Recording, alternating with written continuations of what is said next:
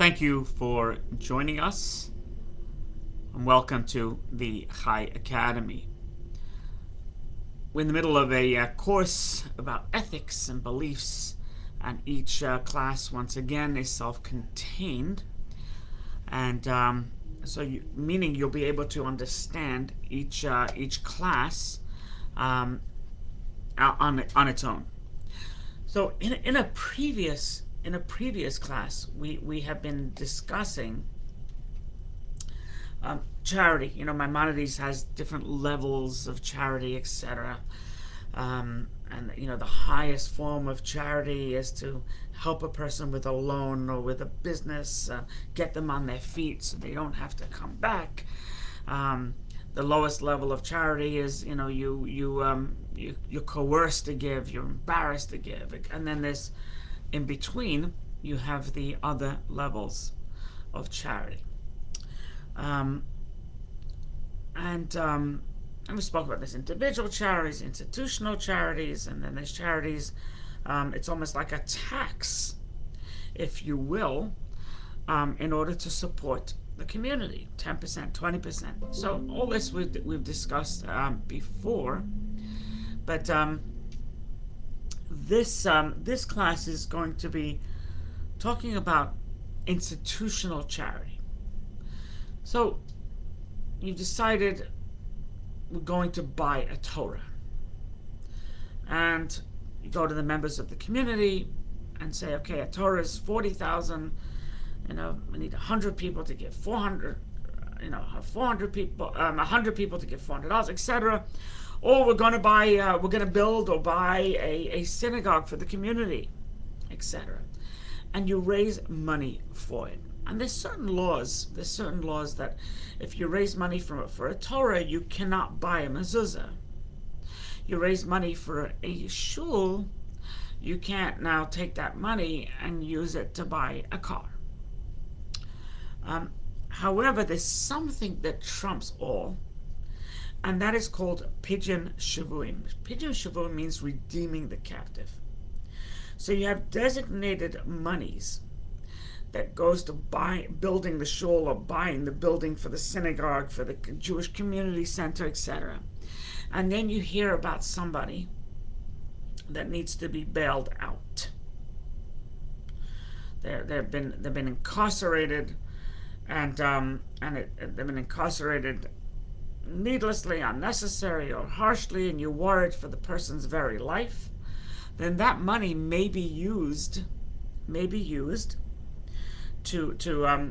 redeem, put the bail, to redeem the person, and so you may take that money. Now, I will tell you. So, Steve, there's still stoppages. Is that what you're saying? Because we just upgraded the computer. I will tell you that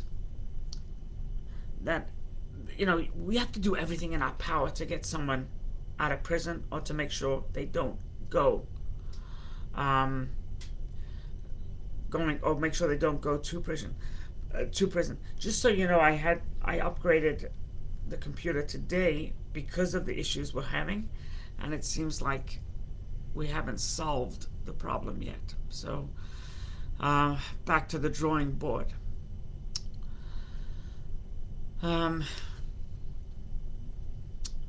So we have to do everything in our power to make sure that we do not allow someone to go to prison. And I will tell you that I'll do everything in my power. I have done, write letters to judges and call this attorney, and meet with this one and meet with that one. Do your best to make sure a person doesn't go to prison. However, there's a limit. There is a limit. If a person is a murderer, I will not get involved. And halakhically, if a person is a rapist, I will not get involved. If a person is a pedophile, I won't get involved. I won't write any letters. I will not. I will shy away from it. And I think if the person's a chronic pedophile, or a pedophile, which is usually chronic, I may even go the other way, and instead of coming to their defense, I may do the opposite. So Pigeon Shvuim, when we say that we have to redeem the captive, there's a limit. If somebody is going to go to prison because of a white collar crime, etc., I'll help as best as I could. Or if I feel that the government is targeting this person and just giving them a harsher punishment than their non-Jewish partner, I will go to bat. So Pigeon Shvuim, redeeming the captive, does have its limits, as far as I'm concerned. And once again, if it's for the three aforementioned horrific crimes, I will not help. I will not assist. There's another time where I won't assist either, is if there's a person withholding the get hostage, and it goes to court, and they ask me to come to court, I will come, and I will condemn the person. If they make their children as weapons with their other spouse, I will get involved there also, and I will help that the children are not used as weapons. So I can't tell you I'm always going to stand up for the prisoner, for the defendant. Sometimes I won't. But all things aside, if it's a white collar to do with money, etc., they go to prison and they're being framed, and I will help the best of my ability, Now, this concept of Pigeon Shvuim, right, of redeeming the captive, was in the Middle Ages. I mean, it was a constant thing, and even not in the Middle Ages, even when we lived in the old country, in Russia, Ukraine, Europe, it was a constant. In fact, that they used to imprison a person, and then go to the Jewish community and tax them. Tell them, you want this person to come out, it's going to cost you 1,000 silver pieces. And this was a matter of every day. And they used to do it. They used to raise the monies. And in fact, it's interesting to note, the person raising the monies, even today, to try and get this person out of prison, does not have to fulfill any of the positive mitzvahs. Don't. Person's raising money and is traveling from place to place in order to get $250,000 bail, and he has no time to eat in the sukkah. He's told, don't worry, don't eat in the sukkah. You're not allowed to violate a negative commandment, but you don't have to keep every positive commandment, because it's such an important mitzvah. So as I said, back in the day, in Middle Ages and Eastern Europe, so they used to imprison somebody specifically as a fundraiser for their cause. They want more money in their coffers. The noblemen, or poritz, as I was brought up, it was never called a nobleman; it was called a poritz, which is the same thing. This landowner, etc. It reached a point where the ransom was so out of control and so unfair, is that the community used to say, if it's more than 2,000 pieces of silver, we're done. The person's going to have to rot in prison, because otherwise there'll be no end in sight. And therefore that forced the nobleman's hand to reduce the bail to get some money instead of nothing. That was the philosophy. There's a story told, I think in the 1600s, of Rabbi Rothenberg, and you can Google it. Rabbi Rothenberg he moved around Europe because of the pogroms, etc., and he was in Worms, which is in Germany, which is Rashi, by the way, lived in the same place. He was in Germany, and he was the rabbi of the community, and a very prestigious rabbi at that. And they said to themselves that if we arrest him and set a ransom, we can make a killing. We can make so much money. So they did. They arrested him. And they gave this astronomical amount of money for bail, for ransom. And he wasn't guilty at all. It was just a fabricated nonsense. So the members of the community, the highest they went was 23,000 pieces of silver. After they were declined the 23,000 pieces of silver, Rabbi Rothenberg said, "Stop it. If we give in now, we'll have no respite. I would rather die in captivity, in prison, than you spend insane amounts of money, which is only going to whet the appetite of the monster." And he was the rabbi of the community. So he issued a decree, a rabbinical decree: do not. They either let me out for a regular amount of money or do not ransom me. And it turns out that Rabbi Rothenberg was actually, he died in captivity. He died in prison. But then, so now they lost their golden goose, but they had an idea. They said, we will not release the body until we will get an astronomical amount of money. So it didn't happen.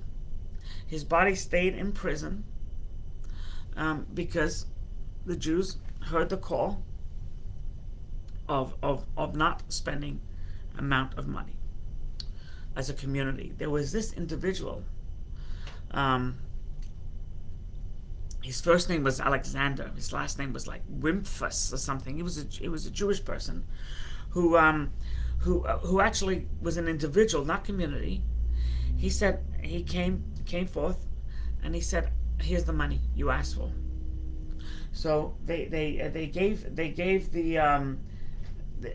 released the body, and a fascinating thing they found that, first of all, they found that Mayor Rothenberg's body was intact. It had not decomposed. It had not fallen apart. It was not putrid and rotten, but it was intact. And they buried Mayor Rothenberg. This stone is there until this day. They buried Rabbi Meir Rothenberg, and this fellow Alexander Wimphus said, "I have a condition that I want to be buried next to him." And the community agreed, and you can go today to that cemetery. And Rabbi Rothenberg is buried. Next to him is Alexander Wimphus, and they're both considered extremely righteous graves. So holy people are buried there, and if you actually go to the grave, you'll see pieces of paper. That people have written their requests for blessings, but not just on Mayor Rothenberg's grave, but also on the grave of Alexander's grave, because he was the one who actually was able to get Remeir's body and bring it to a holy burial. Now, so now there's been many cases throughout our history of Pidyon Shvuim. I remember personally they arrested this person. They arrested the wrong person, and so for a crime that the cops made a mistake, and it was a case of mistaken identity, and the community gave huge amounts of money because they knew he was innocent, and it wasn't fair. And they raised huge amounts of money. They got bail, and then the community, this is the Crown Heights community, raised huge amounts of money in order to defend him.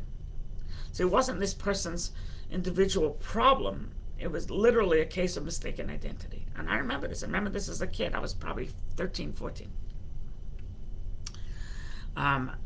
They hired Barry Slotnick as the attorney, a very expensive attorney. He was Getz's attorney, the fellow Bernie Getz, same attorney. So because Bernie Getz happened a few years after this story that I remember of the fellow living in Crown Heights.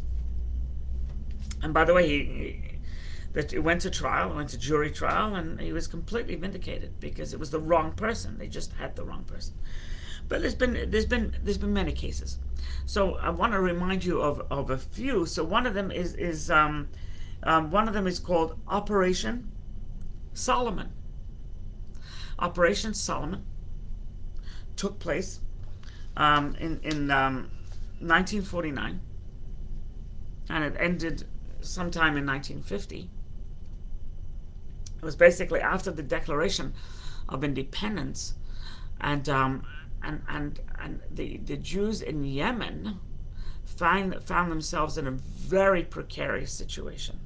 There was such political instability, and the Muslims were kicking out Jews from all the neighboring countries. Right, so the Palestinians have this thing called Nakba, where we were kicked out.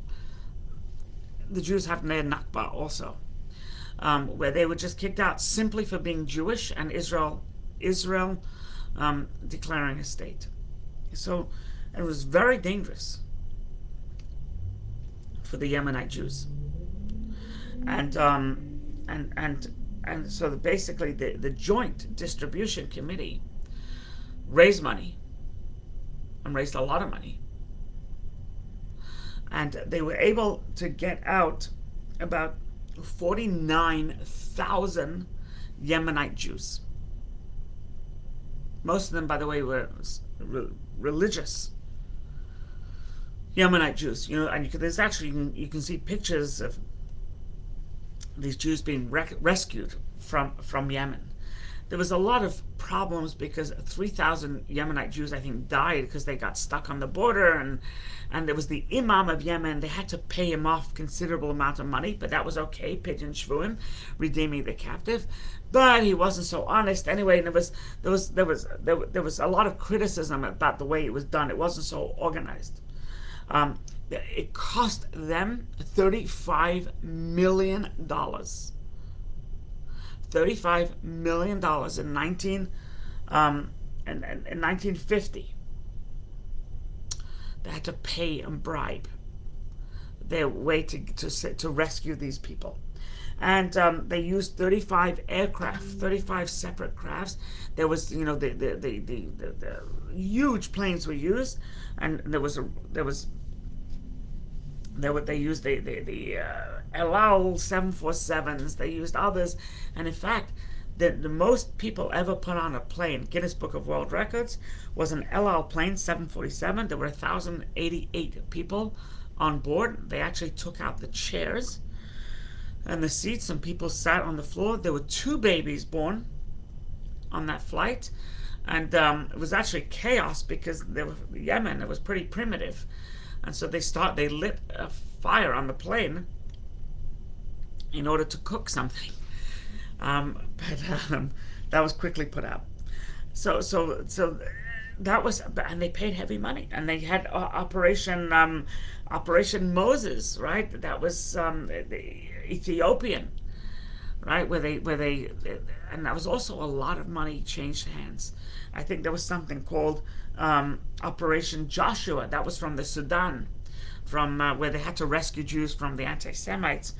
Ilan Omar's ancestry were killing Jews. Also a political, very unstable political climate, and they had to pay money and rescue Jews. By the way, a lot of these. It's interesting, the Yemenite Jews, a lot of this ended up in tremendous controversy because the Ethiopian Jews, and we've discussed this in a previous class, in our history class, Ethiopian Jews were actually challenged by many, were they really Jews? So they had to go through conversions, and it was a political nightmare. But the Yemenite Jews was a whole different type of problem. The Yemenite Jews is that they were... there was so many Jews, 49,000 Jews. In fact, there was so many coming to Israel. Israel wasn't prepared. And there was actually, they were telling Jews, stay in Yemen, stay in Yemen, stay in Yemen, because we cannot.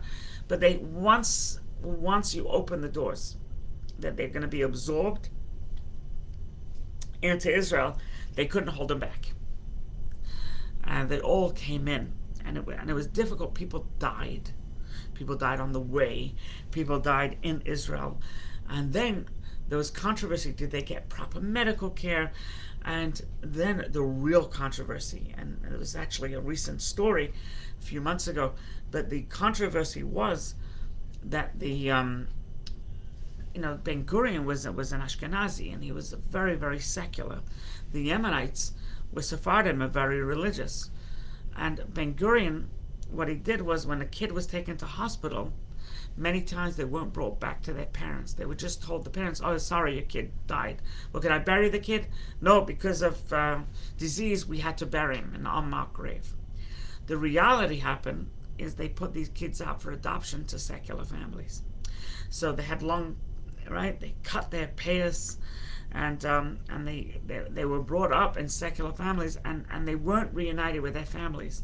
So the Israeli, it wasn't an official government policy, but it were people in the government were doing these terrible things, shameful things, hideous things, and it's coming to light more and more of the garbage that was done. But that was a case of that was just a terrible story. But the bottom line is, the Jews of Yemen pretty much were saved, for the most part. Many died, but they would have all died. Then, of course, you have the terrible story about the Jews in Hungary, the 800,000 Jews in Hungary. Nazis would,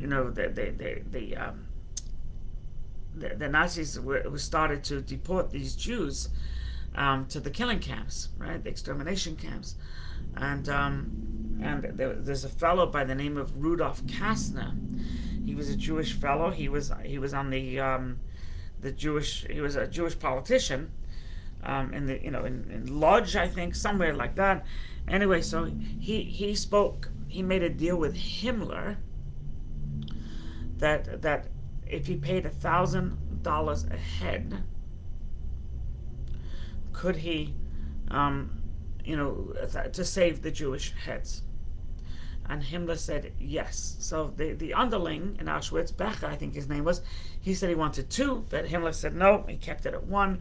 And so what Kastner did is Kastner went to wealthy people, and he said, "Look, most people can't afford $1,000, but can you give $1,000 for you and $1,000 for your family members, and then another $1,000 to save this prominent person?"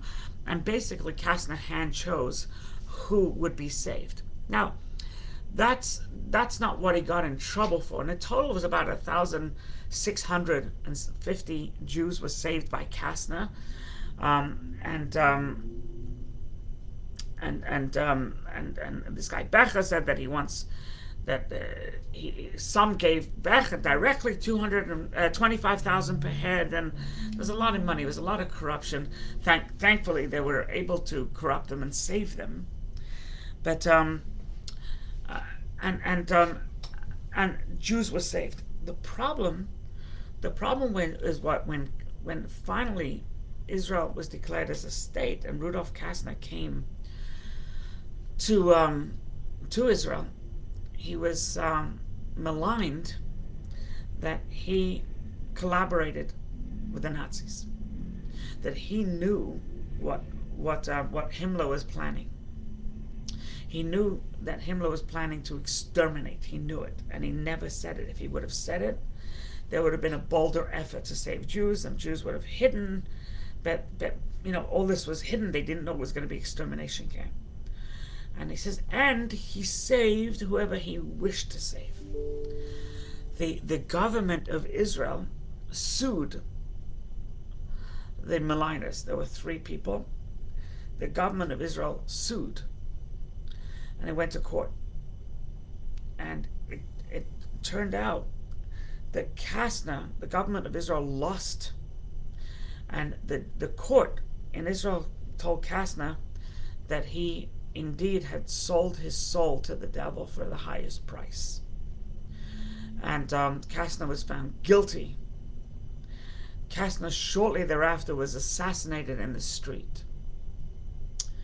Many years later, and there's a book about it by Ben Hecht called Perfidy, incredible book. There's a movie about it called Killing Kastner, based on the story. And Kastner's kids actually tried to clear his name, and in fact did clear his name. Fascinating story. That the higher court said that lower court erred because you can't really judge what happened there based on the incredible pressure he was under. So he was somewhat of a, he was a contentious figure. He was killed because people hated him and he was shamed in the street. But others loved him. Now, one of the people he decided to save, which was part of the problem, was the Satmar Rebbe, Rabbi Joel Teitelbaum. So when they met, he told Joel Teitelbaum, right, I saved you. So Joel Teitelbaum, who was not known for mincing words, said, you didn't save me. God saved me. So Teitelbaum wouldn't have it from him that he wouldn't hear of it, and he says God saved him.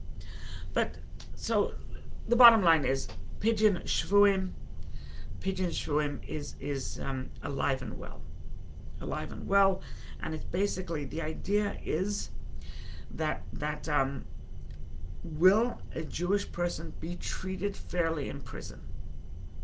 That's a reason why there's such panic, right? Will they be treated well in prison, or will they not be treated well in prison because they're Jewish?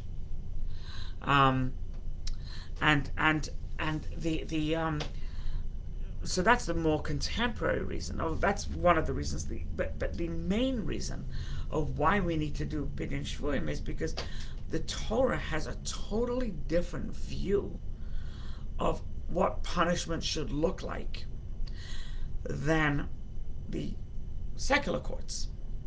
And so therefore, to a Jewish person should be judged within a Jewish court and not be judged from Western society, which has a totally different value system. Right? And because it's different, as Steve writes, because it's different, therefore we want to assure. Now, there's some, once again, if this is a heinous crime, then even the greatest rabbi would say, like the secular courts can deal with monies and punishments and fines and things like that. They're Jewish courts. Secular courts can deal with prison and they can deal with capital punishment. In Judaism today, we don't have Israel, we don't have our temple, we don't have our Sanhedrin, our court of law, Supreme Court of Law. So we can do with mediation, basically. And so you mediate it. It's better to mediate between two Jewish people in the courts because you're coming from the same culture. But not always. Sometimes you can't. But the reason for Pidyon Shvuim is because what is the value system? Will they get a fair trial? Will they get a safe imprisonment? If they're a Jew, and if they're an obvious Jew at that. So we do our best to keep Jews out of prison. Sometimes a Jew has to go to prison. Me personally, I'm speaking for me. I'm not speaking from Torah. I'm not speaking from anything. I believe Bernie Madoff had to go to prison. Oh, you asked that question. I believe he had to go to prison. Life, I don't know. But I believe he had to go to prison. If he didn't get to prison, I think it would have been way worse for the Jewish people. I think he did a terrible thing. He caused people to lose their lives, commit suicide. He ruined lives, and he was proven guilty. And I believe he had to go. I believe, life sentence, not life sentence. I wasn't on the jury. I'm not a judge. I don't know. But yes, he had to go. He had to go. There's certain cases where you have to go. Clearly, you have to go. Other cases that are more gray, you got to fight to keep him out. And that would be true, by the way, of a Gentile also. If it's gray, you got to help, do everything in your power to help somebody stay out of prison. Prison has been proven, and the Torah mentions it, that there's no recidivism. The recidivism rate in prison is very low. They come out, they commit the crime. So you got to find a different way to rehab, and that's part of the Jewish approach.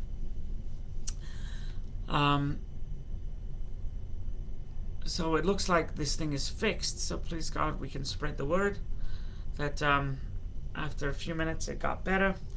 And so thank you, Lenny Levine, for installing the new hardware and software caught on. Thank you. You can always see any of our classes at rabbi@thechaicenter.com/academy.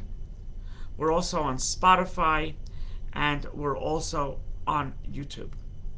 God bless. Be well.